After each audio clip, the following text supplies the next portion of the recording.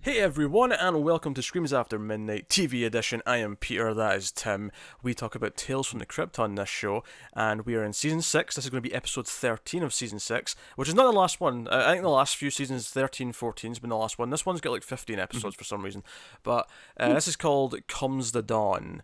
So, full spoilers for the episode as always, and this one stars Michael Ironside. Not his first episode Mm. either, it's worth mentioning. Oh, okay. Tim, we've reviewed all the episodes together. You did see the episode he was in. I think it was season 2. Okay, yeah, I don't remember it, but I'll take your word for it. He was there. Okay. I can assure Do you you. recall which episode it was? Like, what the I description of remember. it was? I can't remember what the episode was called, but I remember there was it was like a couple wanting to run away, and he was like this awful guy who had control of the woman, and he showed up at the hotel Uh, room in the episode later on, and he had command of the situation. I think yeah, that sounds familiar. And I think he had like things set up so that like if they tried to run, he'd kill them. But so they end up throwing him off the balcony. That was that episode. Okay, yeah, that sounds vaguely familiar. All Yeah. right. Well, How could you forget Michael Ironside? Come on. sure. More importantly though, Tim, do you recognise the other main character? The character's called uh, Parker. Do you recognise him? I did not off the top of my head, no. You should recognise him because you saw him very recently. Was he in Chopping Mall? No, he's not in Shopping Mall. And Tim, people aren't going to see that review till October. Don't reference that. Damn it. Well, that's the most recent thing that I watched, so. He was the villain in The Howling Six. Oh, jeez, how could I miss that? Tim, we did that like last week. At the time of recording, we recorded that last week. I have literally already forgotten what that movie was about. Bruce Payne, the one of the best worst actors ever. He pops up in a lot of things and and chews the scenery. That's his thing. I know he was in the Highlander Endgame movie, which was the movie that kind of combined the movie with the TV show, and he was the villain in that. And I've not seen the whole thing, but from the clips I've seen, he was uber campy in that as the villain. Okay. Not that it wasn't in Howling 6, which, funnily enough, I mean, I won't spoil Howling 6 for anyone, but I feel like this episode, in some ways, could be seen as a prequel to the Okay, Howling sure. 6. Yeah, fair. Potentially. Anyway, so the premise of this one is that these two guys who are ex-military come Hmm. to Alaska because they want to poach a bear.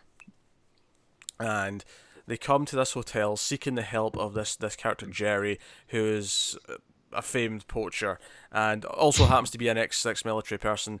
And it turns out it's a she, and she like doesn't want to help, but then he's like, "I rank you," and gives her a speech about Desert Storm, and she's like, "Oh, sorry, Colonel," and she offers herself up. Of course, before this happens, they actually kill the bartender because she doesn't want to help them, and she's going to phone the Yeah. cops on them for poaching. So they've already established that these two are willing to kill, at least from what they know, innocent people to make Mhm. their money, right? So they've established that so far. Yeah, in order to kill innocent bears, sometimes you have to kill innocent people. Checks out. Yes, yes, both wrong, both very wrong, may I add. Uh, but so this Jerry takes them out to this abandoned building. It's snowy, icy, it's very cold, and they're setting up bear traps. And she kind of tries to seduce Bruce Payne's character. It doesn't go Mhm. very well because they set up like, oh, you try to turn us against each other, so they kind of turn on her. Mhm. There's a weird subplot where they bring up the fact that she was having sex with the bartender, so he thinks she's Mhm. gay, but then it turns out she's bisexual, and it's really irrelevant to the episode. It's just kind of there to fill time. Mhm. And then it turns out that she's a vampire, and there's like a lot of vampires in this area. Well, Yeah. um, no, actually, she's not a vampire, but she's like servicing all the vampires. Oh sure, okay, yeah, sure. She's not actually a Yeah. vampire. But she does describe herself as undead. Sure, yeah. Yes. Okay, can you explain to me why? Um, was there like something? So there's something wrong with her blood. That's why the vampires didn't want Yeah, her. I remember her Um, saying that line, but I don't understand why there's something wrong with her blood. She said that, oh, I, you shot at me during Desert Storm, but I don't understand how that makes her blood poison what to vampires. what I assumed is, I mean, I don't know much about this stuff, but like, I don't know if there's maybe something they used in the war, like Agent Orange or something. You know, they have those Yeah. like uh, chemicals. I didn't know if that like got her sick or something to the point where it's like her blood's kind of like poison or tainted or something to where the vampires don't want her. I think the point here is Um, though is the episode does not make it very clear, because I just, no, no, definitely not. even though she said that, I just kind of rolled my eyes and went, I guess she's a vampire, because Yeah. they didn't really give me enough to really go on. And then Bruce Payne runs away. They get back to the hotel, and the little twist is here that he doesn't realize, even though you think he'd have known this going to Alaska, but he's expecting the sun to come up, but the sun never comes up because it's winter in Alaska, and it'll just be nighttime for like 2 months. Hmm. And he's like, no, and then the vampires eat him, and that's the end of the episode. And I'll give the Crypt Keeper points though. Even though he was doing something that was the opposite of the episode, at least it was the exact opposite. Like he was like sitting in Yeah. like a beach deck chair, and he was like being fanned, and he was it was all beach jokes. I at least see the humor in that when the episode is about a place where there's no sun for 2 months.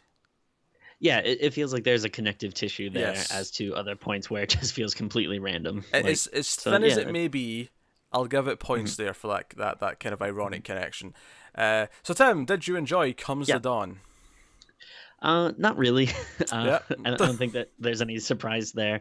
Like I will say the ending looked cool. Like the last whatever 3 or 4 minutes where you get the vampires, like it is a twist out of nowhere, and obviously it did come first, but it's hard not to look at this and be like, well, 30 Days of Night, did this much better.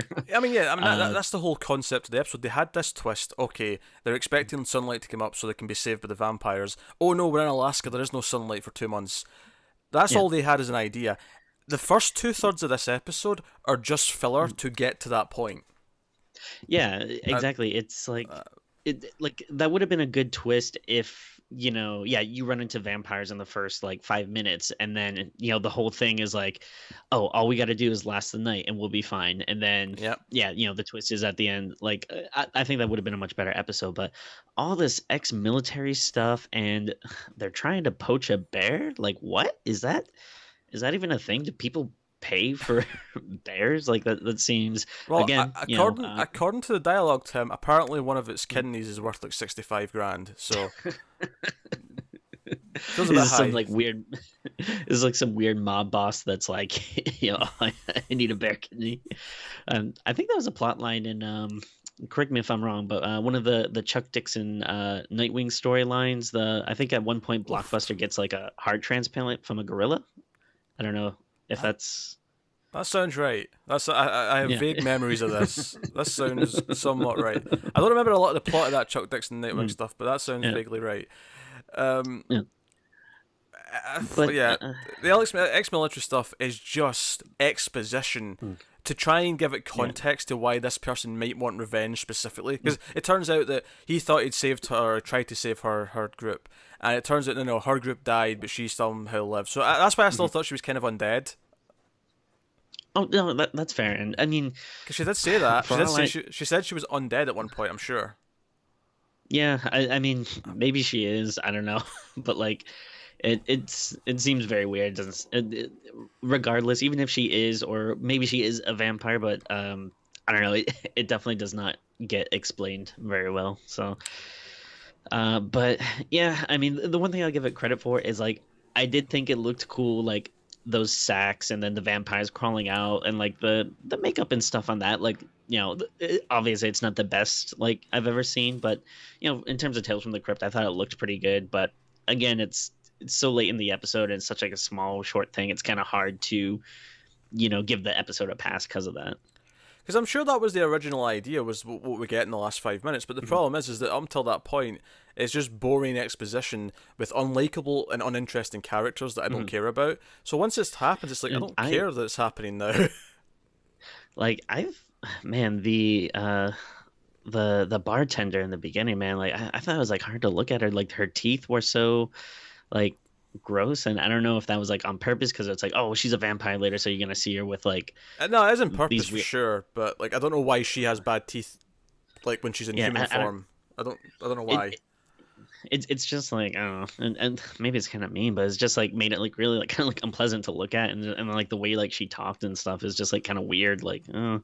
Well, at one And then point, Jerry said her teeth are why she can be with me. So I don't know what that mhm. means. Like, I don't know if that's Yeah. like because she has weird teeth, she can't Yeah. like she can. I don't know. She can still bite her Uh, but not get poisoned. I don't know. oh, maybe. It never explains anything. It drops all these little things and like No. It, well, and then and here's a question I have. Okay, so why is the bartender like a human that fangs out and becomes a vampire, but still seems to be able to talk and have reason and stuff, while all the other vampires are like these like demonic creatures with like pointy ears and big long noses, and they're kind of like they're not really talking, they're just going like they're very animalistic and stuff like I don't know if there's like a reason for that differentiation. Ugh, can't even say it for that difference, but you're asking me this. Me, not someone behind me. Is that as if I'm going to have an answer to this question? did you not write the episode? I don't know. Hell, I did. I'd have written. Mm, I'd have written a better episode than this, Tim. mhm. Clearly, as I Fair. just showed by struggling to say the word written for about 30 seconds. No, it's really rough because I feel like it doesn't explain enough about the actual stuff that's interesting, but it spends like Mhm, of the actual like 20 minutes of the core episode, not including the Crypt mhm, Keeper credits. mhm, It spends like 15 of it talking about this military background and the mhm, bear stuff, and I'm just none of it's important. mhm. None of it Yeah. matters, and I get what they're trying to do. They're trying to make it more personal, like it actually matters who this is. But I almost think it would actually just be more enjoyable if these were just random people who didn't know each other and they had to try and survive. And Yeah, and like you can still have like if the people are there to poach endangered animals, like that's enough reason to be like, hey, these people are assholes, and oh, here's a twist, they're being poached now. Like that's completely fine. Like that's all the character setup you need for a Tales from the Crypt episode. You don't need all this like military background stuff. You don't need this like military music to kick in every time they start talking about the past. Like oh yeah, it's ridiculous. oh yeah, the speech he gives when he sees a purple heart to like convince Mhm. her to come with them. It's like that was probably the point where I was just like, oh okay, I'm out. Like I'm just Yeah. done. I'm just done with this episode. It's not very good. Like you said, some of the vampire makeup effects are all right at the end, but I mean, it's not really enough to save it. It's a really dull Mhm. episode otherwise. Yeah. I mean, if anything, it did, I guess, maybe kind of remind me of other stuff that I like just seeing like all like the snowy backgrounds and stuff. I'm like, oh yeah, the thing, or hunting a bear. I'm like, oh yeah, that the beginning part of the Wolverine. Like, all right, uh, or That one's a bit more um, specific. The beginning part of the Wolverine. I really like the. Actually, I'll defend the Wolverine. I really like that whole movie. I know everyone's like, it's good up until the end. I'm like, the end's the worst part, but it's still not the worst, movie thing. It's fine. I quite enjoy that movie. It's good until the third act. Mhm. I don't think the third act's that bad. Like, it's the worst part of the movie for sure, but Joe, it doesn't actually, ruin the movie honestly, for me. Tim, the worst thing going for the Wolverine now is that Logan exists, and it feels redundant now because it feels like Mhm. a lot of the same themes are in Logan, and Logan's like a fantastic movie. It makes the Wolverine feel like Mhm. kind of like, well, what's the point of that now? That's true. Yeah, I Um, mean that's fair. Like, and I still like them both, and but yeah, if I can only watch one, I'm definitely going for Logan. Yeah, there's no doubt about that. yeah, no question. Because even because it's the same director, of course, Mangold. I feel like he did the Wolverine, and he felt like okay, that was okay, but I didn't quite hit what I wanted to do, so he just did it again, Mhm. but better. And he's like, Yeah. okay, I'm going to do it, right? Yeah, that's fair. But hey, we care about this episode so much. We're talking about the merits of the Wolverine versus Logan. So I think that's us Yeah. done for this one. This has been Comes the Dawn.